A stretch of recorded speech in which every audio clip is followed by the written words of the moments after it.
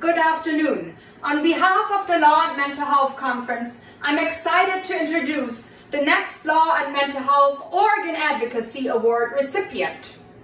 So without further ado, I'm thrilled as a fellow Chicagoan to welcome a true Oregon advocate, and it is my honor to congratulate David Oakes on receiving the 2021 Law and Mental Health Oregon Advocacy Award during this year's Virtual Law and Mental Health Conference.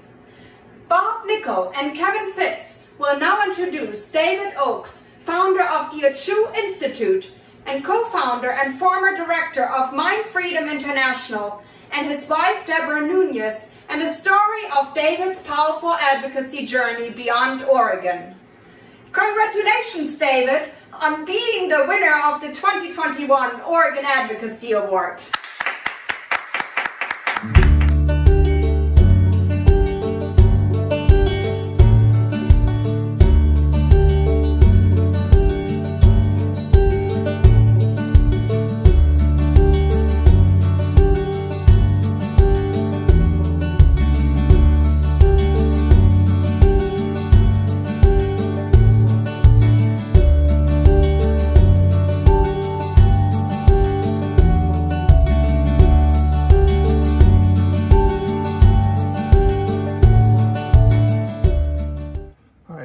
I'm Bob Nickel, and I'm totally honored to say a few words about David Oakes today and to help honor him.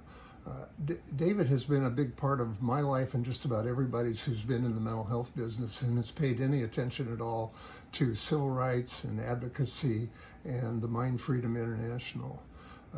I first got to know David really more directly when I was the state mental health commissioner for Oregon, and one of the first things that I did was to start what I call the Consumer Advisory Council. Today I think it would be better called a Peer Advisory Council, but I wanted one place where people who were advocates who'd been in the system themselves could talk with me without anyone else around, so I would get straight stories. And David certainly did that. I forget what the issue was, but one personal account that I want to tell you about is that we had a particularly rousing session, and like I said, I don't remember what the issue was, but I got a call from David in the evening, and David said, "Bob, do you still love me, and are we still friends?" I think that says a lot about who David is as a whole person. He's always kept it in mind that we're all in this together. The other thing I wanted to tell you about is the influence David has had on the entire world of psychiatry and mental health. It may not be very well known that in 1998 he had an interview with Bob Whitaker, and Bob had all the conventional ideas at that point about chemical imbalances and mental illnesses, and David challenged him to look at the research. Bob started doing that, and that led directly to the books that Bob has written on the history of mental health. In that article that Bob wrote about David explaining this, he talked about how David really challenged him and helped him move forward in his career. And through Bob, I think it's clear that David has influenced the entire world of psychiatry and helped so many of us come to a very different understanding about what the paradigm has been and where we need to be going. So again, I'm very honored to say these words about David and congratulate him on the honor that he's being given. Hello there, my name is Kevin, and I want to congratulate David on winning this award today. 3 things I want to tell you about that really imprinted on me on what a powerful advocate David was. One of those is David was the founder of a magazine called Dendron. This was a publication for our community, for psych survivors and anti-psychiatrist activists.